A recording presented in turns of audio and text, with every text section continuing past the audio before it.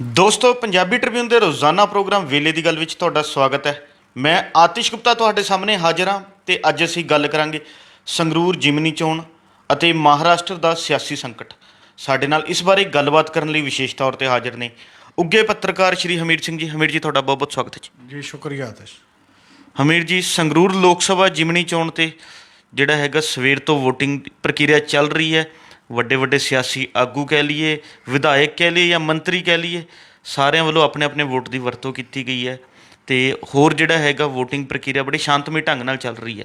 ਅਸੀਂ ਜਾਣਨਾ ਚਾਹਾਂਗੇ ਅੱਜ ਜਿਹੜਾ ਸਵੇਰ ਤੋਂ ਵੋਟਿੰਗ ਚੱਲ ਰਹੀ ਹੈ, ਇਸ ਦਾ ਮਾਹੌਲ ਕਿਹੋ ਜਿਹਾ ਰਿਹਾ, ਕਿਸ ਤਰ੍ਹਾਂ ਦੀ ਵੋਟਿੰਗ ਦੇਖਣ ਨੂੰ ਮਿਲ ਰਹੀ ਹੈ?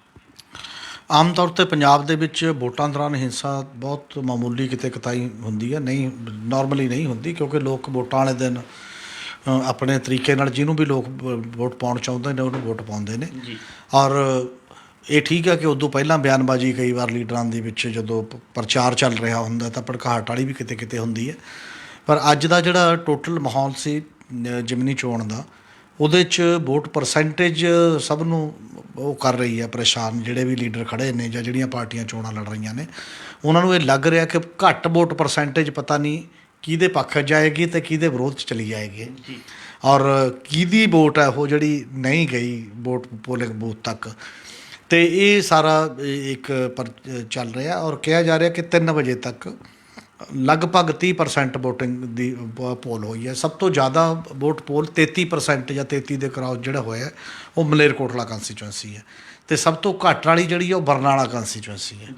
ਅਤੇ ਜਿਹੜਾ ਓਵਰਆਲ ਮਾਹੌਲ ਸਾਰੇ ਕਿਤੇ ਦੇਖਿਆ ਗਿਆ, ਮਤਲਬ ਜਿਹੜੇ ਬੂਥ ਪੋਲਿੰਗ ਬੂਥ ਲੱਗਦੇ ਨੇ, ਬਾਕੀ ਦੀਆਂ ਚੀਜ਼ਾਂ ਨੇ, ਤਾਂ ਆਮ ਆਦਮੀ ਪਾਰਟੀ ਅਤੇ ਸ਼੍ਰੋਮਣੀ ਅਕਾਲੀ ਦਲ ਅੰਮ੍ਰਿਤਸਰ ਸਿਮਰਜੀਤ ਮਾਨ ਦੇ ਪੋਲਿੰਗ 'ਤੇ ਕਹਿੰਦੇ ਨੇ ਕਿ ਥੋੜ੍ਹੀ ਗਹਿਮਾ ਗਹਿਮੀ ਕੰਪੈਰੇਟਿਵਲੀ ਦੇਖੀ ਗਈ। ਵੈਸੇ ਤਾਂ ਜਦੋਂ ਤੋਂ ਚੋਣ ਕੰਪੇਨ ਸ਼ੁਰੂ ਹੋਈ ਹੈ, ਚੋਣ ਕੰਪੇਨ ਸ਼ੁਰੂ ਹੋਣ ਤੋਂ ਲੈ ਕੇ ਇਹ ਮੰਨਿਆ ਜਾਂਦਾ ਰਿਹਾ ਕਿ ਭਾਵੇਂ 5 ਕੋਨਾ ਮੁਕਾਬਲਾ ਹੈ, ਪਰ ਮੁਕਾਬਲੇ 'ਚ ਪਹਿਲੇ ਜਿਹੜੇ 2 ਨੇ ਫਸਟ ਸੈਕਿੰਡ ਦੇ ਤੌਰ 'ਤੇ ਉਹ ਸਿਮਰਜੀਤ ਮਾਨ ਅਤੇ ਆਮ ਆਦਮੀ ਪਾਰਟੀ ਦੇ ਵਿੱਚ ਮੁਕਾਬਲਾ ਦਿਖਾਇਆ ਜਾ ਰਿਹਾ ਹੈ। ਔਰ ਜੇਕਰ ਆਪਾਂ ਇਹ ਵੀ ਦੇਖੀਏ ਜੇ ਮਤਲਬ ਮਲੇਰਕੋਟਲਾ 'ਚ ਵੋਟਿੰਗ ਪਰਸੈਂਟੇਜ ਜਿਵੇਂ ਵੱਧਦੀ ਹੈ ਤਾਂ ਉਹਦਾ ਫਾਇਦਾ ਨੋਰਮਲੀ ਟਰਡੀਸ਼ਨਲੀ ਵੀ ਅਤੇ ਉਹ ਸਿਮਰਜੀਤ ਮਾਨ ਨੂੰ ਹੋਣ ਦੀ ਸੰਭਾਵਨਾ ਹੁੰਦੀ ਹੈ, ਕਿਉਂਕਿ ਮੁਸਲਿਮ ਵੋਟਰ ਜਿਹੜਾ ਬਹੁ ਗਿਣਤੀ ਹੈ ਉਹ ਸਿਮਰਜੀਤ ਮਾਨ ਨੂੰ ਭੁਗਤਦਾ ਹੈ। ਔਰ ਇਹ ਪ੍ਰਚਾਰ ਦੌਰਾਨ ਪਹਿਲਾਂ ਵੀ ਰਿਹਾ ਵੱਖ-ਵੱਖ ਥਾਵਾਂ 'ਤੇ ਵੀ, ਅਤੇ ਐਤਕੀ ਵੀ ਮਤਲਬ ਇਹ ਗੱਲ ਖੁੱਲ੍ਹ ਕੇ ਉਹਨਾਂ ਨੇ ਸਿਮਰਜੀਤ ਸਿੰਘ ਮਾਨ ਦੀ ਹਮਾਇਤ ਜਿਹੜੀ ਆ ਉਹ ਕੀਤੀ ਹੈ ਜੀ। ਅਤੇ ਪੋਲਿੰਗ ਬੂਥਾਂ 'ਤੇ ਰੌਣਕ ਦਿਖਾਈ ਦਿੱਤੀ ਇੱਕ ਲੈਵਲ ਦੀ, ਪਰ ਵੋਟਿੰਗ ਪੋਲ ਘੱਟ ਕਿਉਂ ਹੋਈ ਇਹਦੇ ਪਿੱਛੇ ਕਈ ਰੀਜ਼ਨ ਨੇ। ਇੱਕ ਕਾਰਨ ਤਾਂ ਇਹ ਹੈ ਕਿ ਮੰਨਿਆ ਜਾ ਰਿਹਾ ਕਿ ਲੋਕ ਝੋਨਾ ਲਾ ਰਹੇ ਨੇ, ਗਰਮੀ ਹੈ, ਕੰਮ ਦਾ ਮਾਹੌਲ ਹੈ, ਔਰ ਇਸੇ ਕਰਕੇ ਸ਼ਾਇਦ ਮੁੱਖ ਮੰਤਰੀ ਭਗਵੰਤ ਮਾਨ ਨੇ ਕਿਹਾ ਕਿ 1 ਘੰਟਾ ਹੋਰ ਵਧਾ ਦਿਓ, 6 ਦੀ ਬਜਾਏ 7 ਵਜੇ ਤੱਕ ਗੇਟ ਖੁੱਲ੍ਹਾ ਰੱਖ ਲਿਓ, ਨਹੀਂ ਤਾਂ 6 ਵਜੇ ਤੱਕ ਜਿਹੜਾ ਬੰਦਾ ਇੰਟਰ ਕਰ ਗਿਆ ਗੇਟ ਦੇ ਵਿੱਚ, ਜਿਹੜਾ ਵੋਟਰ, ਉਹਦੀ ਵੋਟ ਪਵਾਈ ਜਾਏਗੀ, ਲਾਈਨ ਜਿੱਡੀ ਮਰਜ਼ੀ ਲੰਮੀ ਲੱਗ ਜਾਏ ਅਤੇ ਉਹ ਲਾਈਨ ਵਾਲੇ ਬੰਦੇ ਦੀ ਵੋਟਿੰਗ ਹੋਏਗੀ, ਮਤਲਬ ਵੋਟ ਪਵਾਈ ਜਾਏਗੀ। ਔਰ ਇਹ ਇੱਕ ਗੱਲ ਹੈ, ਹਜੇ ਤੱਕ ਕਿਸੇ ਨੇ ਇਲਜ਼ਾਮ ਤਲਾਸ਼ੀ ਵੀ ਨਹੀਂ ਕੀਤੀ ਕਿ ਫਲਾਣੇ ਨੇ ਵੋਟ 'ਤੇ ਕਬਜ਼ਾ ਕਰ ਲਿਆ, ਫਲਾਣੇ ਨੇ ਬੂਥ ਦਾ, ਇਹ ਵੀ ਇੱਕ ਚੰਗੀ ਹੈ। ਅਗਲੀ ਗੱਲ ਇਹ ਵੀ ਹੈ ਕਿ ਜਿਮਨੀ ਚੋਣ ਹੈ ਅਤੇ ਲੋਕ ਸਭਾ ਦੀ ਚੋਣ ਹੈ ਥੋੜ੍ਹੀ ਜਿਹੀ ਦੂਰ, ਅਤੇ ਇਹਦੇ ਨਾਲ ਸਰਕਾਰਾਂ 'ਤੇ ਅਸਰ ਨਹੀਂ ਪੈਣਾ। ਇਹ ਵੀ ਲੋਕਾਂ ਦੇ ਥੋੜ੍ਹਾ ਜਿਹਾ ਮਤਲਬ ਉਤਸ਼ਾਹ ਨੂੰ ਠੰਡਾ ਕਰਦੀ ਹੁੰਦੀ ਹੈ ਗੱਲ, ਵੀ ਚਲੋ ਇਹਦੇ ਨਾਲ ਕੋਈ ਅਸਰ ਨਹੀਂ ਪੈਣਾ, ਤਾਂ ਐਕਟਿਵ ਜੇ ਲੋਕ ਜਾਂਦੇ ਨੇ। ਇੱਕ ਗੱਲ ਹੋਰ ਵੀ ਦੇਖੀ ਜਾ ਸਕਦੀ ਹੈ ਕਿ ਜਿਹੜਾ ਉਤਸ਼ਾਹ ਪਹਿਲਾਂ ਸੀ, ਜਿਵੇਂ ਲਗਭਗ 2019 'ਚ ਮੰਨਿਆ ਜਾਂਦਾ 72% ਦੇ ਕਰੀਬ ਪੋਲਿੰਗ ਹੋਈ ਸੀ, ਐਤਕੀ ਇਹ ਮੁਸ਼ਕਿਲ ਨਾਲ 50-55 ਜਾਏਗੀ ਜੇ ਇਹ ਰੇਸ਼ੋ ਰਹੀ। ਅਤੇ ਹੁਣ ਕਿੰਨੇ ਕੁ ਬੰਦੇ ਉਤਸ਼ਾਹ ਨਾਲ ਆ ਜਾਂਦੇ ਨੇ, ਬਾਅਦ ਦੇ ਵਿੱਚ ਲੱਗ ਜਾਂਦੇ ਨੇ, ਇਹ ਲੱਗ ਗੱਲ ਹੈ, ਤਾਂ ਇੰਨੇ ਵੱਡੇ ਪਰਸੈਂਟੇਜ ਜਿਹੜੀ ਉਹ ਘਟ ਜਾਣੀ, ਇਹਦਾ ਮਤਲਬ ਇਹ ਵੀ ਹੋ ਗਿਆ ਕਿ ਪਹਿਲਾਂ ਵਾਲਾ ਜਿਹੜਾ ਉਤਸ਼ਾਹ ਸੀ ਪਾਰਟੀਆਂ ਪ੍ਰਤੀ ਜਾਂ ਲੀਡਰਾਂ ਪ੍ਰਤੀ, ਉਹਦੇ 'ਚ ਵੀ ਲੋਕਾਂ ਦਾ ਜਿਹੜਾ ਉਦਾਸੀਨਤਾ ਆਈ ਹੈ ਕਿ ਸ਼ਾਇਦ ਲੋਕ ਓਨਾ ਨਹੀਂ ਹੁਣ ਚਾਹ ਰਹੇ ਕਿ ਹਾਂ ਅਸੀਂ ਉਸ ਲੈਵਲ ਦੇ ਉੱਤੇ ਜਾਈਏ।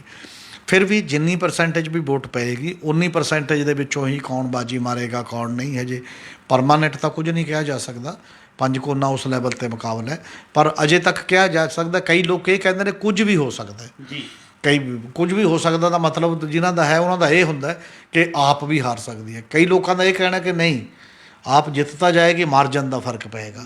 ਇਹ ਹੁਣ ਅੰਦਾਜ਼ੇ ਨੇ ਆਪੋ ਆਪਣੇ, ਅਤੇ ਇਹਨਾਂ ਅੰਦਾਜ਼ਿਆਂ ਦੇ ਵਿੱਚ ਤਾਂ ਮਤਲਬ ਅਸਲ ਦੇ ਵਿੱਚ ਰਿਜ਼ਲਟ ਹੀ ਦੱਸਣਗੇ ਕਿ ਅੰਦਾਜ਼ਾ ਕਿਹਦਾ ਠੀਕ ਹੁੰਦਾ, ਕਿਹਦਾ ਨਹੀਂ ਠੀਕ ਹੁੰਦਾ। ਪਰ ਹਜੇ ਤੱਕ ਮਤਲਬ ਇੰਨੀ 3 ਮਹੀਨਿਆਂ ਦੀ ਸਰਕਾਰ ਹੋਵੇ ਤੇ ਟੱਕਰ ਮਿਲੇ ਬਾਕੀ ਧਿਰਾਂ ਦੇ ਵੱਲੋਂ, ਇਹ ਵੀ ਕਾਫੀ ਔਖਾ ਜਿਹਾ ਕੰਮ ਹੈ। ਇਹ ਵੀ ਸੋਚਣ ਵਾਲਾ ਕੰਮ ਹੈ ਆਮ ਆਦਮੀ ਪਾਰਟੀ ਦੀ। ਜੀ ਹਮੀਰ ਜੀ, ਜਿਵੇਂ ਤੁਸੀਂ ਦੱਸਿਆ ਵੀ ਕਿ ਸੰਗਰੂਰ ਦੀ ਜਿਹੜੀ ਜਿਮਨੀ ਚੋਣ ਹੈ ਉਹ 'ਚ ਮੁਕਾਬਲਾ ਜਿਹੜਾ ਹੈਗਾ ਮੁੱਖ ਤੌਰ 'ਤੇ 5 ਸਿਆਸੀ ਪਾਰਟੀਆਂ ਜਿਹੜੀਆਂ ਹੈਗੀਆਂ ਚੋਣ ਮੈਦਾਨ 'ਚ ਉਤਰੀਆਂ ਹੋਈਆਂ ਨੇ ਅਤੇ 5 ਕੋਨਾ ਮੁਕਾਬਲਾ ਜਿਹੜਾ ਦੇਖਣ ਨੂੰ ਮਿਲ ਰਿਹਾ। ਪਰ ਅਸੀਂ ਜਾਣਨਾ ਚਾਹਾਂਗੇ ਵੀ ਕਿ ਇਹਨਾਂ 'ਚ ਮੁੱਖ ਤੌਰ 'ਤੇ ਕਿਹੜੀਆਂ ਦੋ ਧਿਰਾਂ ਕਹਿ ਲਈਏ, 2-3 ਧਿਰਾਂ ਮੋਹਰੀ ਰਹਿ ਰਹੀਆਂ ਨੇ ਅਤੇ ਉਹਨਾਂ ਦਾ ਕਾਰਨ ਕੀ ਰਹਿ ਰਿਹਾ ਵੀ ਕਿ ਉਹਨਾਂ ਨੇ ਕਿਸ ਤਰ੍ਹਾਂ ਦੇ ਮੁੱਦੇ ਜਿਹੜੇ ਨੇ ਚੋਣਾਂ 'ਚ ਚੁੱਕੇ ਨੇ ਵੀ ਕਿ ਜਿਹੜੇ ਲੋਕ ਉਹਨਾਂ ਨੂੰ ਜ਼ਿਆਦਾ ਤਰਜੀਹ ਦੇ ਰਹੇ ਨੇ। ਅਸਲ ਦੇ ਵਿੱਚ ਸਭ ਤੋਂ ਬੜੀ ਗੱਲ ਇੱਕ ਤਾਂ ਮਤਲਬ ਆਮ ਆਦਮੀ ਪਾਰਟੀ ਦਾ ਤਾਂ ਹੈ ਹੀ ਹੈ।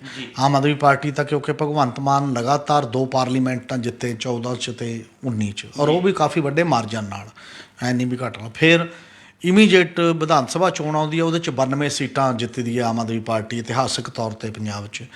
ਤਾਂ ਲੱਗਦਾ ਤਾਂ ਨੋਰਮਲੀ ਇਹੀ ਹੈ ਕਿ ਉਹ ਤਾਂ ਵੱਡੀ ਪਾਰਟੀ ਹੈ ਹੀ ਹੈ, ਵੀ 3 ਮਹੀਨਿਆਂ ਬਾਅਦ ਹੋਏਗੀ। ਸ਼ਾਇਦ ਐਂ ਲੱਗਦਾ ਸੀ ਵੀ ਇੱਕ ਪਾਸੜ ਹੋ ਸਕਦੀ ਹੈ, ਵੀ ਉਹ ਪਾਰਟੀ ਨੂੰ ਹੀ ਅਗਲਾ ਦੇਊਗਾ ਕਿ ਇੰਨਾ ਚਿਰ ਸਰਕਾਰ ਪਈ ਹੈ, ਬਾਕੀ ਦੀਆਂ ਚੀਜ਼ਾਂ ਨੇ ਅਤੇ ਇਹ ਸਾਰੀਆਂ ਗੱਲਾਂ ਨੇ। ਪਰ ਦੂਜੀ ਗੱਲ ਨਾਲ ਦੀ ਨਾਲ ਇਹ ਵੀ ਹੈ ਕਿ 3 ਮਹੀਨਿਆਂ ਦੇ ਵਿੱਚ ਪਾਰਟੀ ਸਾਹਮਣੇ ਐਡਾ ਵੱਡੀ ਚੁਣੌਤੀ ਖੜੀ ਹੋ ਗਈ, ਔਰ ਉਹਦੇ 'ਚ ਕਈ ਕਾਰਨ ਨੇ। ਉਹਦੇ ਕਾਰਨ, ਇੱਕ ਕਾਰਨ ਮੇਰੇ ਖਿਆਲ ਹੈ ਵੱਡਾ ਕਾਰਨ ਇਹ ਲੱਗਦਾ ਕਿ ਲੋਕਾਂ ਨੂੰ ਅਜੇ ਪੰਜਾਬ ਦਿਆਂ ਨੂੰ ਇਹ ਲੱਗਦਾ ਕਿ ਆਮ ਆਦਮੀ ਪਾਰਟੀ ਦੀ ਬਾਗਡੋਰ ਜਿਹੜੀ ਹੈ ਸਰਕਾਰ ਦੀ, ਜਿਹੜੀ ਪੰਜਾਬ ਦੀ ਉਹ ਦਿੱਲੀ ਹੈ ਅਤੇ ਦਿੱਲੀ ਚਲਾ ਰਹੀ ਹੈ। ਉਹਦੇ ਕਰਕੇ ਵੀ ਇੱਕ ਥੋੜ੍ਹਾ ਜਿਹਾ ਲੋਕਾਂ ਦੇ ਵਿੱਚ ਹੈ। ਅਤੇ ਇੱਕ ਜਿਹੜੇ ਰਾਜ ਸਭਾ ਦੇ ਵਿੱਚ ਮੈਂਬਰ ਭੇਜੇ ਨੇ 7, ਉਹਨਾਂ 'ਚੋਂ ਪਹਿਲੇ 5 2 ਦਿੱਲੀ ਦੇ ਭੇਜਤੇ ਤੁਹਾਡੇ, ਅਤੇ ਬਾਕੀ ਕਾਰੋਬਾਰੀ ਭੇਜਤੇ। ਬਾਕੀ ਉਹ ਪੰਜਾਬ ਦੀ ਗੱਲ ਡਿਫੈਂਡ ਕਰਨ ਵਾਲੇ, ਪੰਜਾਬ ਦੇ ਮੁੱਦੇ ਨੂੰ ਡਿਫੈਂਡ ਕਰਨ ਵਾਲੇ ਬੰਦੇ ਜਦੋਂ ਨਹੀਂ ਭੇਜਦੇ ਤੁਸੀਂ, ਤਾਂ ਉਹਦੇ 'ਤੇ ਵੀ ਪੰਜਾਬ ਦੇ ਵਿੱਚ ਇੱਕ ਬੇਚੈਨੀ ਜੀ ਦਿਖਾਈ ਦਿੱਤੀ। ਉਹਦੇ 'ਤੇ ਸਵਾਲ ਖੜ੍ਹੇ ਹੋਏ ਸੀ ਕਾਫੀ ਸਾਰੇ ਮਾਮਲੇ ਦੇ ਵਿੱਚ। ਕੁਝ ਅਮਨ ਕਾਨੂੰਨ ਨੂੰ ਲੈ ਕੇ ਵੀ ਕੁਝ ਗੱਲਾਂ ਵਾਪਰਦੀਆਂ ਨੇ ਕਿ ਇਹ ਸ਼ਾਇਦ ਇਹ ਕੁਝ ਕਾਰਨ ਨੇ ਜਿਹੜੇ ਇੱਕ ਪਰਸੈਪਸ਼ਨ ਬਣਾ ਦਿੰਦੇ ਨੇ। ਗੱਲ ਠੀਕ ਹੋਵੇ ਗਲਤ ਹੋਵੇ ਉਹ ਅਲੱਗ ਕੁਐਸਚਨ ਹੁੰਦਾ, ਪਰ ਧਾਰਨਾ ਵੀ ਬਣਦੀ ਹੈ ਲੋਕਾਂ ਦੀ, ਉਹ ਧਾਰਨਾ ਬੜਾ ਵੱਡਾ ਕੰਮ ਕਰਦੀ ਹੈ। ਦੂਜਾ ਸਵਾਲ ਇਹ ਹੁੰਦਾ ਹੈ ਕਿ ਲੋਕਾਂ ਨੇ ਦੂਜੀ ਪਾਰਟੀ ਦੀ ਜਗ੍ਹਾ ਕਿਹਨੂੰ ਦੇਣੀ ਹੈ, ਔਰ ਉਹ ਜਗ੍ਹਾ ਦੇ ਤੌਰ 'ਤੇ ਸਾਡੇ ਕੋਲ ਕਾਂਗਰਸ ਅਤੇ ਸ਼੍ਰੋਮਣੀ ਅਕਾਲੀ ਦਲ ਮੇਨਲੀ ਇਹ ਸੀ। ਅਤੇ ਇੱਕ ਟਰਾਈ ਕਰ ਰਹੀ ਹੈ ਜਿਹੜੀ ਤੇ ਉਹ ਹੈ BJP, ਅਕਾਲੀ ਦਲ ਡੈਮੋਕ੍ਰੇਟਿਕ ਅਤੇ ਅਮਰਿੰਦਰ ਸਿੰਘ ਦੀ ਪਾਰਟੀ ਨਾਲ ਮਿਲ ਕੇ।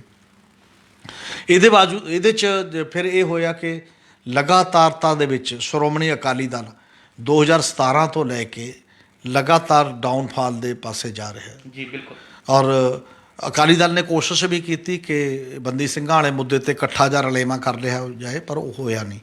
ਔਰ ਇਸ ਲਈ ਪੰਥਕ ਸਿਆਸਤ ਦੇ ਵਿੱਚੋਂ ਜਦੋਂ ਚੋਣ ਕਰਨ ਦੀ ਵਾਰੀ ਆਉਂਦੀ ਹੈ ਤਾਂ ਮੈਨੂੰ ਲੱਗਦਾ ਕਿ ਜਿਮਨੀ ਚੋਣ ਦੇ ਵਿੱਚ ਜਿਹੜਾ ਰੁਝਾਨ ਹੈ ਉਹ ਸ਼੍ਰੋਮਣੀ ਅਕਾਲੀ ਦਲ ਦੀ ਬਜਾਏ ਸਿਮਰਜੀਤ ਸਿੰਘ ਮਾਨ ਵੱਲ ਦਿਖਾਈ ਦਿੱਤਾ ਪਿਛਲੇ ਲਗੇ ਸਮੇਂ 'ਚ। ਇਹ ਈਵਨ ਆ ਵਿਧਾਨ ਸਭਾ ਦੇ ਵਿੱਚ ਵੀ ਇੱਕ ਹੱਦ ਤੱਕ ਹੋ ਗਿਆ ਸੀ ਦੀਪ ਸਿੱਧੂ ਦੇ ਮਾਮਲੇ ਤੋਂ ਲੈ ਕੇ ਡੈਥ ਤੋਂ ਬਾਅਦ। ਅਤੇ ਹੁਣ ਸਿੱਧੂ ਮੂਸੇਵਾਲੇ ਦਾ ਵੀ ਨਾਮ ਮਾਨ ਹੀ ਬਾਰ-ਬਾਰ ਨਾਮ ਲੈਂਦੇ ਨੇ ਕਿ ਉਹਨਾਂ ਨੇ ਮੈਨੂੰ ਕਿਹਾ ਸੀ ਮੈਂ ਤੁਹਾਡੇ ਨਾਲ ਆ, ਜੇ ਉਹ ਕਰਕੇ।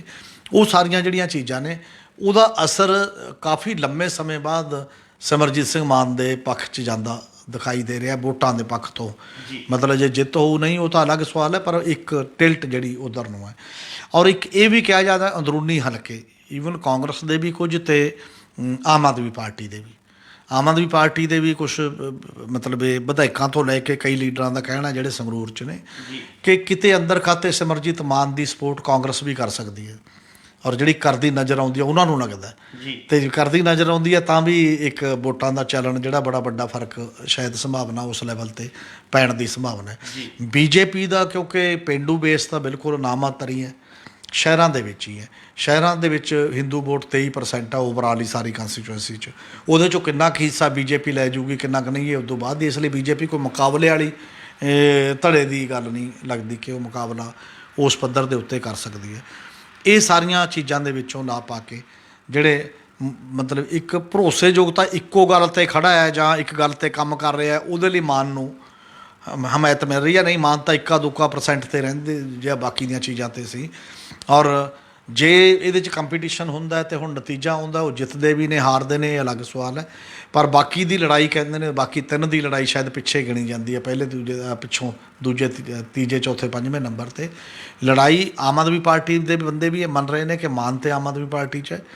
ਬਾਕੀ ਲੋਕਾਂ ਦੀ ਪਰਸੈਪਸ਼ਨ ਵੀ ਇਹੀ ਹੈ, ਬਾਕੀ ਹਕੀਕਤ ਦੇ ਵਿੱਚ ਨਤੀਜਾ ਦੱਸੂਗਾ। ਜੀ ਹਮੀਰ ਜੀ, ਇਹ ਤਾਂ ਸੀ ਸੰਗਰੂਰ ਜਿਮਨੀ ਚੋਣ ਦੀ ਗੱਲ। ਇਸ ਦੇ ਨਾਲ ਹੀ ਗੱਲ ਕਰੀਏ ਮਹਾਰਾਸ਼ਟਰ ਦੀ, ਜਿੱਥੇ ਇੱਕ ਵੱਡਾ ਸਿਆਸੀ ਸੰਕਟ ਖੜਾ ਹੋਇਆ ਤੇ ਜਿਹੜਾ ਹੈਗਾ ਜੋੜ ਤੋੜ ਦੀ ਪੂਰੀ ਸਿਆਸਤ ਚੱਲ ਰਹੀ ਹੈ। ਸਾਰੀ ਸਿਆਸੀ ਧਿਰਾਂ ਆਪਣਾ ਆਪਣਾ ਜ਼ੋਰ ਲਾਉਣ ਲੱਗੀਆਂ ਹੋਈਆਂ।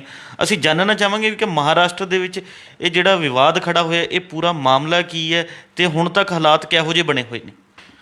ਅਸਲ ਦੇ ਵਿੱਚ ਮਾਮਲਾ ਤਾਂ ਇਹ ਹੈ ਕਿ ਇੱਕ ਤਾਂ ਸ਼ਿਵ ਸੈਨਾ ਲਗਭਗ ਟੁੱਟ ਚੁੱਕੀ ਨਜ਼ਰ ਆ ਰਹੀ ਹੈ, ਔਰ ਈਵਨ ਉਹਦੇ ਪਿੱਛੇ ਕੋਈ ਜੋ ਮਰਜ਼ੀ ਕਹੀ ਜਾਵੇ ਕਿ ਇਕੱਲਾ ਸ਼ਿਵ ਸੈਨਾ ਦੇ ਟੁੱਟਣ ਦਾ ਮਾਮਲਾ ਹੈ, ਉਹਦੇ ਪਿੱਛੇ ਸੈਂਟਰਲ ਗੌਰਮੈਂਟ ਦਾ ਵੀ ਬੜਾ ਵੱਡਾ ਹੱਥ ਦਿਖਾਈ ਦੇ ਰਿਹਾ। ਕਿਉਂਕਿ ਕਾਰਨ ਤਾਂ ਹੈ ਕਿ ਪਹਿਲਾਂ ਗੁਜਰਾਤ ਚਲੇ ਗਏ, ਗੁਜਰਾਤ ਤੋਂ ਕਿਉਂਕਿ ਤਰਾਬਤੇ ਦੇ ਵਿੱਚ ਸੀ, ਸ਼ਾਇਦ ਉਹਨਾਂ ਨੂੰ ਲੱਗਦਾ ਹੋਵੇ ਕਿ ਇੱਥੇ ਨੇੜੇ ਹੈ, ਵਾਪਸ ਨਾ ਚਲੇ ਜਾਣ। ਇੱਕ MLA ਵਾਪਸ ਆ ਵੀ ਗਿਆ, ਅਤੇ ਇਸ ਲਈ ਚੱਕ ਕੇ ਅਸਾਮ ਲੈ ਜਾਓ, ਅਸਾਮ ਦੇ ਵਿੱਚ ਜਾ ਕੇ ਆਪਣੀ ਸਰਕਾਰ ਦੇ ਦਾਇਰੇ ਦੇ ਵਿੱਚ ਉਹਨਾਂ ਨੂੰ ਰੱਖੋ ਅਤੇ ਫਿਰ ਇੱਧਰੋਂ ਇੱਕ ਇੱਕ ਕਰਕੇ ਬੰਦਾ ਜਾਂਦਾ ਰਹੇ ਉਸ ਪੱਧਰ ਦੇ ਉੱਤੇ।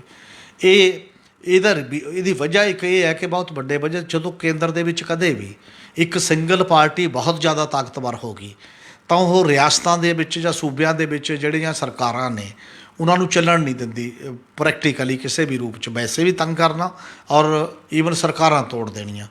ਜਦੋਂ 1950 ਤੋਂ ਬਾਅਦ ਲਗਭਗ ਮਤਲਬ 66-67 ਤੱਕ ਪੱਕੀ ਉਹ ਜਿਹੜੀ ਕਾਂਗਰਸ ਪਾਰਟੀ ਇੱਕ ਛਾਤਰ ਮਤਲਬ ਉਹਦੇ 'ਚ ਰਹੀ ਹੈ ਰਾਜ ਦੇ ਵਿੱਚ ਲਗਾਤਾਰ।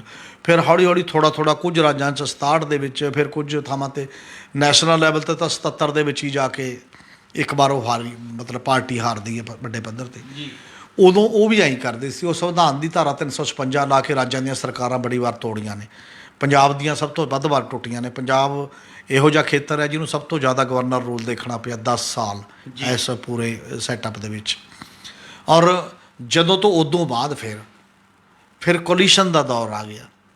ਮਤਲਬ ਜਦੋਂ ਕੋਲੀਸ਼ਨ ਦਾ ਦੌਰ ਸ਼ੁਰੂ ਹੋਇਆ 1999 ਤੋਂ ਬਾਅਦ, ਲਗਭਗ 99 'ਚ ਜਿਹੜੀ ਸਾਂਝੀ ਸਰਕਾਰ ਬਣੀ VP ਸਿੰਘ ਦੀ ਅਗਵਾਈ ਵਾਲੀ, ਫਿਰ ਹਰ ਪਾਰਟੀ ਚਾਹੇ ਬੜੀ ਵੀ ਰਹੀ ਛੋਟੀ ਰਹੀ ਅਤੇ ਸਭ ਨੂੰ ਲੋੜ ਪੈਂਦੀ ਰਹੀ ਦੂਜੀਆਂ ਪਾਰਟੀਆਂ ਦੀ। 99 ਤੋਂ ਲੈ ਕੇ ਲਗਭਗ 2014 ਤੱਕ ਇਹ ਉਹ ਦੌਰ ਸੀ ਜਦੋਂ ਸਾਂਝੀਆਂ ਸਰਕਾਰਾਂ ਸੀ। ਉਦੋਂ ਸਟੇਟਾਂ ਨੂੰ ਦਾ ਟੁੱਟਣਾ ਅਤੇ ਪਾਰਟੀਆਂ ਦਾ ਟੁੱਟਣਾ ਮੁਕਾਬਲਤਨ ਘਟਿਆ ਸੀ ਇੱਕ ਲੈਵਲ 'ਤੇ, ਕਿਉਂਕਿ ਉੱਪਰ ਇੱਕ ਪਾਰਟੀ। ਹੁਣ 14 ਅਤੇ ਫਿਰ 19 ਦੇ ਵਿੱਚ BJP ਕੇਂਦਰੀ ਸੱਤਾ 'ਤੇ ਇਕੱਲੇ ਤੌਰ 'ਤੇ ਬਹੁਤ ਮਜ਼ਬੂਤੀ ਨਾਲ ਕਾਬਜ਼ ਹੈ। ਇਸੇ ਕਰਕੇ ਉਹਨੇ ਇਹ ਗੇਮ ਖੇਡੀ। ਪਹਿਲਾਂ ਕਰਨਾਟਕਾ ਦਾ ਇਹੀ ਹਾਲ ਹੋਇਆ, ਫਿਰ ਮੱਧ ਪ੍ਰਦੇਸ਼ ਦੇ ਵਿੱਚੋਂ MLA ਤੋੜ ਕੇ ਫਿਰ ਉੱਥੇ ਸਰਕਾਰ ਬਣਾਈ, ਦੂਜੀ ਆਪਣੀ ਬਣਾਈ, ਅਰੁਣਾਚਲ ਪ੍ਰਦੇਸ਼ ਦੇ ਵਿੱਚ ਬਣਾਈ, ਗੋਆ ਦਾ ਸਾਰਾ ਲੈ ਕੇ ਬਾਕੀ ਦੀਆਂ ਚੀਜ਼ਾਂ ਜਿਹੜੀਆਂ ਸਾਰੀਆਂ ਨੇ ਉਹਦੇ 'ਚ ਏਜੰਸੀਆਂ ਦਾ, ਉਹਦੇ 'ਚ ਖਰੀਦੋ ਫਰੋਖਤ ਦਾ, ਉਹਦੇ 'ਚ ਪਾਵਰ ਸ਼ੇਅਰਿੰਗ ਦਾ, ਇਹ ਸਾਰੇ ਕਿਸਮ ਦੇ ਦਲੀਲਾਂ ਜਾਂ ਤੱਥ ਪੇਸ਼ ਕਰਕੇ ਮਤਲਬ ਸਰਕਾਰਾਂ ਤੋੜੀਆਂ ਵੀ ਜਾ ਰਹੀਆਂ ਨੇ ਅਤੇ ਸਰਕਾਰਾਂ ਨੂੰ ਟੁੱਟਣ ਲਈ ਮਜਬੂਰ ਵੀ ਕੀਤਾ ਜਾਂਦਾ। ਦੂਜਾ ਪਹਿਲੂ ਇਹ ਹੈ ਕਿ ਜਿਹੜੀਆਂ ਖੇਤਰੀ ਪਾਰਟੀਆਂ ਨੇ ਜਾਂ ਬਾਕੀ ਦੀਆਂ ਪਾਰਟੀਆਂ ਨੇ ਉਹ ਵੀ ਕਿਸੇ ਸਿਧਾਂਤਕ ਲੜਾਈ 'ਤੇ ਹੁਣ ਖੜੀਆਂ ਨਹੀਂ ਹੈ, ਉਹ ਵੀ ਸੱਤਾ 'ਤੇ ਹੀ ਖੜੀਆਂ ਨੇ। ਜੇ ਉਹ ਸਿਧਾਂਤਕ ਲੜਾਈ 'ਤੇ ਖੜੀਆਂ ਹੋਣ ਤਾਂ ਉਹਨਾਂ ਦੇ ਬੰਦੇ ਸਿਧਾਂਤਕ ਸਟੈਂਡ ਲੈਣ, ਤਾਂ ਉਹਨਾਂ ਦੇ ਸਿਧਾਂਤ 'ਤੇ ਖੜ੍ਹ ਕੇ ਉਹ ਰਿਸਕ ਵੀ ਲੈਣ, ਜੋਖਮ ਲੈਣ। ਜਦੋਂ ਉਹ ਵੀ ਉਵੇਂ ਹੀ ਖੜੀਆਂ ਨੇ ਸੱਤਾ 'ਤੇ ਤਾਂ ਆਟੋਮੈਟਿਕਲੀ ਟੁੱਟ ਕੇ ਬੰਦਾ ਉੱਧਰ ਚਲਾ ਜਾਊਗਾ। ਅਗਲੀ ਗੱਲ ਇਹ ਹੈ ਕਿ ਖੇਤਰੀ ਪਾਰਟੀਆਂ ਦੇ ਵਿੱਚ ਸਿਧਾਂਤਕ ਤੋਂ ਬਾਅਦ ਵੀ ਅਗਲੀ ਗੱਲ ਕੇਵਲ ਪਰਿਵਾਰਾਂ ਦਾ ਕਬਜ਼ਾ ਹੋ ਗਿਆ। ਪਰਿਵਾਰਵਾਦ ਦੇ ਵਿੱਚ ਅੰਦਰੂਨੀ ਕਸਮਕਸ ਚੱਲਦੀ ਰਹਿੰਦੀ ਹੈ ਹਮੇਸ਼ਾ, ਕਿਉਂਕਿ ਦੂਜੇ ਬੰਦੇ ਮਹਿਸੂਸ ਕਰਦੇ ਨੇ ਕਿ ਇਹਦਾ ਮਤਲਬ ਸਾਡੀ ਤਾਂ ਬੁੱਕ 'ਤੇ ਕੋਈ ਨਹੀਂ ਜੇ ਪਰਿਵਾਰ ਨੇ ਚੱਲਣਾ। ਔਰ ਜਿਵੇਂ ਅਕਾਲੀ ਦਲ ਪਰਿਵਾਰਵਾਦ ਦਾ ਖਮਿਆਜਾ ਭੁਗਤ ਰਿਹਾ ਇਸ ਸਮੇਂ, ਉਸੇ ਤਰ੍ਹਾਂ ਸ਼ਿਵ ਸੈਨਾ ਦੇ ਵਿੱਚ ਵੀ ਪਰਿਵਾਰ, ਜਿਹੜੇ ਤਾਂ ਸ਼ਿਵ ਸੈਨਾ ਦੇ ਮੇਨ ਲੀਡਰ ਇਹ ਤੋਂ ਪਹਿਲਾਂ ਸੀਗੇ, ਸੰਸਥਾਪਕ ਸ਼ਿਵ ਸੈਨਾ ਦੇ, ਉਹਨਾਂ ਨੇ ਤਾਂ ਆਪ ਚੀਫ ਮਿਨਿਸਟਰ ਨਹੀਂ ਬਣਨ ਦਾ ਫੈਸਲਾ ਕੀਤਾ ਸੀ। ਉਹਨਾਂ ਨੇ ਮਨੋਹਰ ਜੋਸ਼ੀ ਨੂੰ ਬਣਾਇਆ ਅਤੇ ਮਤਲਬ ਸ਼ਿਵ ਸੈਨਿਕ ਦੇ ਤੌਰ 'ਤੇ, ਅਤੇ ਫਿਰ ਜਿਹੜਾ ਕਾਂਗਰਸ 'ਚ ਬਣ ਗਿਆ ਨਾਰਾਇਣ ਰਾਣੇ, ਉਹਨੂੰ ਵੀ ਚੀਫ ਮਿਨਿਸਟਰ ਬਣਾਇਆ ਸ਼ਿਵ ਸੈਨਾ ਵੱਲੋਂ ਦੇ ਕੋਲੀਸ਼ਨ ਦੇ ਵਿੱਚ ਜਦੋਂ ਵੀ ਆਏ ਤਾਂ 2 ਵਾਰ ਬਣਾਇਆ। ਪਰ ਇਸ ਵਾਰ ਉद्धਵ ਠਾਕਰੇ ਖੁਦ ਚੀਫ ਮਿਨਿਸਟਰ ਬਣ ਗਏ। ਬਿਲਕੁਲ। ਔਰ ਦੂਜੇ ਬੰਦੇ ਇਹ ਇਲਜ਼ਾਮ ਲਾ ਰਹੇ ਨੇ ਕਿ ਉਹ ਕਦੇ ਮਿਲੇ ਹੀ ਨਹੀਂ, ਸਾਨੂੰ ਮਿਲਦੇ ਨਹੀਂ, ਪਤਾ ਨਹੀਂ ਕੀ ਹੈ। ਨਾਰਮਲੀ ਇੱਕ ਚੀਫ ਮਿਨਿਸਟਰ 'ਤੇ ਇਹ ਇਲਜ਼ਾਮ ਲੱਗਦਾ। ਇਹ ਬਗਾਵਤ ਕਿਹਾ ਜਾਂਦਾ ਕਿ ਸ਼ਰਦ ਪਵਾਰ ਨੇ ਪਹਿਲਾਂ ਵੀ ਦੱਸਤਾ ਸੀ ਇਹਨਾਂ ਨੂੰ ਕਈ ਮਹੀਨੇ ਪਹਿਲਾਂ ਕਿ ਤੁਹਾਡੇ ਅੰਦਰ ਗੜਬੜ ਹੋ ਰਹੀ ਹੈ, ਪਰ ਉਹ ਨਹੀਂ ਸੁਧਾਰੀ ਗਈ ਅਤੇ ਉਸ ਪਾਸੇ ਵੱਲ ਚੱਲ ਪਈ ਅਤੇ ਇੱਕ ਬਗਾਵਤ ਤੋਂ ਪਾਰਟੀ ਟੁੱਟ ਗਈ। ਇਸ ਦੀ ਕਮਜ਼ੋਰੀ ਇਹ ਹੈ ਮਤਲਬ ਰੀਜਨਲ ਗਰੁੱਪ ਦੇ ਤੌਰ 'ਤੇ ਕਰਕੇ। ਹੁਣ ਇਹ ਕਿਹਾ ਜਾ ਰਿਹਾ ਕਿ ਸੰਜੇ ਰਾਊਤ ਜਿਹੜਾ ਸ਼ਿਵ ਸੈਨਾ ਦਾ ਮੇਨ ਲੀਡਰ ਹੈ, ਸਪੋਕਸ ਪਰਸਨ ਹੈ, ਉਹਨੇ 24 ਘੰਟੇ ਦਾ ਅਲਟੀਮੇਟਮ ਦਿੱਤਾ ਕਿ ਜੇ MLA, ਕਿਉਂਕਿ ਉਹ MLA ਜਿਹਨੇ ਵੀ ਆਪਣੀ ਪ੍ਰੈਸ ਕਾਨਫਰੰਸ ਕੈਂਸਲ ਕਰਤੀ ਜਦੋਂ ਉद्धਵ ਠਾਕਰੇ ਨੇ ਇਹ ਕਹਿਤਾ। ਉद्धਵ ਠਾਕਰੇ ਚੀਫ ਮਿਨਿਸਟਰ ਦਫ਼ਤਰ ਦੇ ਵਿੱਚੋਂ ਆਪਣਾ ਸਮਾਨ ਲੈ ਕੇ ਆਪਣੇ ਘਰ ਚਲੇ ਗਏ ਨੇ। ਉਹਨੇ ਇੱਕ ਇਹ ਅਪੀਲ ਕਰਤੀ ਹੈ ਕਿ ਆਓ ਕੋਈ ਵੀ ਸ਼ਿਵ ਸੈਨਿਕ ਬਣ ਜੇ, ਮੈਂ ਛੱਡਤਾ, ਮਤਲਬ ਮੈਂ ਚੀਫ ਮਿਨਿਸਟਰੀ ਛੱਡਦਾ। ਅਤੇ ਇਹਦੇ ਕਰਕੇ ਉਹਨਾਂ ਨੇ ਵੀ ਇੱਕ ਕੈਂਸਲ ਕਰਤੀ ਆਪਣੀ ਮਤਲਬ ਪ੍ਰੈਸ ਕਾਨਫਰੰਸ ਜੀ ਹੁਣ ਜੇ ਉਹ ਵਾਪਸ ਮੁੜਦੇ ਨੇ, ਵਾਪਸ ਮੁੜ ਕੇ ਆ ਜਾਂਦੇ ਨੇ, ਉਹਨਾਂ ਦੇ ਵਿੱਚੋਂ ਹੀ ਕਿਸੇ ਨੂੰ ਚੀਫ ਮਿਨਿਸਟਰ ਜਾਂ ਉਹਨਾਂ ਦੇ ਲੀਡਰ ਨੂੰ ਚੀਫ ਮਿਨਿਸਟਰ ਬਣਾ ਦਿੱਤਾ ਜਾਂਦਾ ਸ਼ਿਵ ਸੈਨਾ ਦੇ ਵਿੱਚੋਂ ਹੀ, ਤਾਂ ਕੀ ਇਹ ਸੰਭਵ ਹੋ ਸਕਦਾ ਬਾਕੀਆਂ ਨਾਲ ਰਲ ਕੇ? ਪਰ ਹੁਣ ਤੱਕ ਉਹ ਇਹ ਸਟੈਂਡ ਲੈ ਰਿਹਾ ਕਿ ਅਸੀਂ ਹਿੰਦੂਤਵ ਸਿਆਸਤ ਨੂੰ ਅਪਣਾਏ ਹੋਏ ਹਾਂ, ਬੀਜੇਪੀ ਹਿੰਦੂਤਵ ਦੀ ਸਿਆਸਤ ਕਰਦੀ ਹੈ, ਇਸ ਲਈ ਐਨਸੀਪੀ ਤੇ ਜਿਹੜੀ ਇਹਨਾਂ ਦੇ ਨਾਲੋਂ ਨਾਤਾ ਤੋੜ ਕੇ ਕਾਂਗਰਸ ਨਾਲੋਂ ਆਪਾਂ ਨੂੰ ਅਲਾਇੰਸ ਕਰਨਾ ਚਾਹੀਦਾ ਬੀਜੇਪੀ ਨਾਲ। ਜੀ ਉਹ ਉਸ ਸਟੈਂਡ 'ਤੇ ਪੂਰੇ ਰਹਿੰਦੇ ਨੇ ਤਾਂ ਸ਼ਾਇਦ ਇੱਧਰ ਲੜਾਈ ਬਣੂ। ਜੇ ਸ਼ਿਵ ਸੈਨਾ 'ਚ ਵਾਪਸ ਆ ਕੇ ਇੱਥੋਂ ਬਣ ਜਾਂਦੇ ਨੇ ਤਾਂ ਸ਼ਾਇਦ ਇੱਕ ਚਾਂਸ 1% ਇਹ ਵੀ ਹੈ ਕਿ ਇਹ ਸਰਕਾਰ ਉਸ ਪੱਧਰ ਦੇ ਉੱਤੇ ਚੱਲ ਜੇ। ਪਰ ਇਹ ਸੰਕਟ ਕਿਸੇ ਇੱਕ ਰਾਜ ਦਾ ਨਹੀਂ, ਬਾਰ-ਬਾਰ ਸੰਕਟ ਆਉਣਗੇ ਵੱਖ-ਵੱਖ ਰਾਜਾਂ ਦੇ। ਔਰ ਸੰਭਵ ਤਾਂ ਫਿਰ ਇਹ ਵੀ ਲੋਕ ਕਹਿੰਦੇ ਨੇ ਹੋ ਸਕਦਾ ਮਹਾਰਾਸ਼ਟਰ ਤੋਂ ਬਾਅਦ ਵਾਰੀ ਪੰਜਾਬ ਦੀ ਵੀ ਆ ਸਕਦੀ ਹੈ, ਜੇ ਇਹੀ ਗੱਲਾਂ ਕਰਨੀਆਂ ਨੇ ਤਾਂ ਮਤਲਬ MLA ਨੂੰ ਤੋੜ ਕੇ ਨਵੀਂ ਪਾਰਟੀ ਬਣਾ ਕੇ ਅਤੇ ਤੁਸੀਂ ਉਹਦੇ ਨਾਲ ਅਲਾਇੰਸ ਕਰਕੇ ਜੋ ਵੀ ਚੀਜ਼ਾਂ ਨੇ, ਇਹ ਸਟੈਪ ਬਾਏ ਸਟੈਪ ਜਿਹੜੀਆਂ ਚੀਜ਼ਾਂ ਚੱਲਦੀਆਂ ਨੇ। ਪਰ ਇਹ ਸਿਆਸਤ ਦੇ ਵਿੱਚ ਬੜਾ ਖਤਰਨਾਕ ਰੁਝਾਨ ਹੈ। ਇਹ ਕਦਰਾਂ ਕੀਮਤਾਂ ਵਾਲੀ ਸਿਆਸਤ, ਵਿਚਾਰਧਾਰਾ ਵਾਲੀ ਸਿਆਸਤ ਨੂੰ ਛੱਡ ਕੇ ਇਹ ਮੰਡੀ ਦੀ ਸਿਆਸਤ, ਵਿਕਾਊ ਅਤੇ ਬਿਜ਼ਨਸ ਵਾਲੀ ਸਿਆਸਤ ਆ ਜਿਹੜੀ, ਇਹ ਲੋਕਾਂ ਦਾ ਕੁਝ ਸਵਾਰ ਨਹੀਂ ਸਕਦੀ। ਇਹਦੇ 'ਤੇ ਜ਼ਰੂਰ ਧਿਆਨ ਦੇਣ ਦੀ ਲੋੜ ਹੈ। ਜੀ ਇਹ ਸਨ ਸਾਡੇ ਸੀਨੀਅਰ ਪੱਤਰਕਾਰ ਸ਼੍ਰੀ ਹਮੀਰ ਸਿੰਘ ਜੀ, ਜਿਨ੍ਹਾਂ ਨੇ ਆਪਣੇ ਵਡਮੁੱਲੇ ਵਿਚਾਰ ਸਾਡੇ ਨਾਲ ਸਾਂਝੇ ਕੀਤੇ। ਕੱਲ੍ਹ ਨੂੰ ਇਸੇ ਸਮੇਂ ਇੱਕ ਨਵੇਂ ਮੁੱਦੇ ਦੇ ਨਾਲ ਫਿਰ ਮਿਲਾਂਗੇ ਪ੍ਰੋਗਰਾਮ ਵੇਲੇ ਦੀ ਗੱਲ ਵਿੱਚ। ਧੰਨਵਾਦ।